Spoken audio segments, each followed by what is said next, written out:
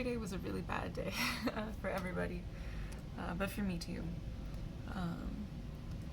I had to get back to the dentist, which I was already scared about, and I was thinking that it was only going to be 2 visits, maybe, for possibly needing possibly a root canal or something. But I found out that despite all the work I put in over the years to try and recover from the neglect that I suffered as a kid and the lack of medical care and dental care included in that, etc., I thought maybe I could outrun what had been set up for me, basically, by my parents, by their abuse and their neglect. But yesterday I found out that that was not the case, and I need 2 crowns, I have 9 cavities.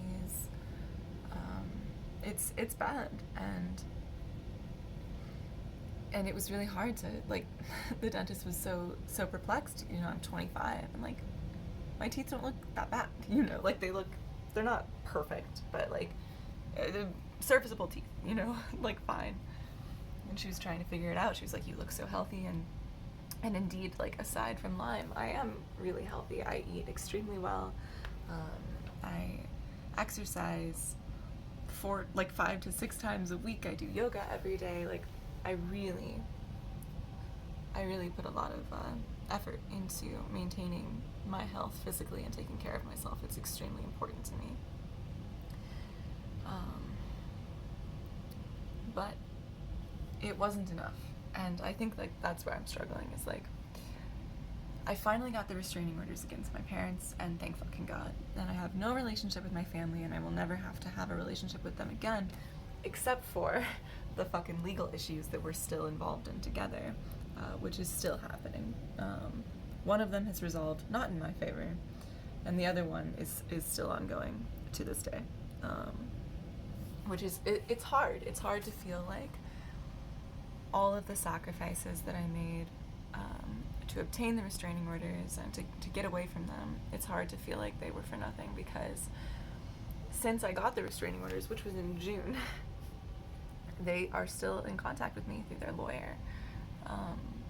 But in a more serious way, physically, I have all these fucking mouth problems because they just abused and neglected me so desperately, so badly as a child, that there was just no chance for me to get out. And the other thing was, I had 360 comprehensive x-rays done to look at my mouth, which I'm grateful for. And the dentist came in and was like, "Were you in a car accident? Did you have reconstructive surgery on your jaw?" And I said no, because I had no idea about that. And she pulled up some x-rays, and indeed, the x-rays showed 2 metal things here and here. And it could have been an imaging error. She was saying that she'd never seen it before, but it could have been an imaging error, which I suppose that I'm hoping for. But the implication of that, the broader implication of that, and again, I had no idea about this. I had no fucking clue. But it is possible that when I was too young to remember, one of my parents broke my jaw and never told me about it, which is in line with the rest of the types of abuse that went on. I mean, it was so fucking god awful. But I continue to reach these levels of I feel like I'm settled with the extent of the abuse. I have an idea that it was horrible. So what else, and I know that there's so much I'll never know, and so much that I don't know. And I thought that I could live with that, and then just the hit of no, even you may have had serious, they may have broken your jaw and just never told you, and obfuscated that information from you, and it would make sense. There was a lot of concealing that went on in a lot of different ways, and there is some pretty compelling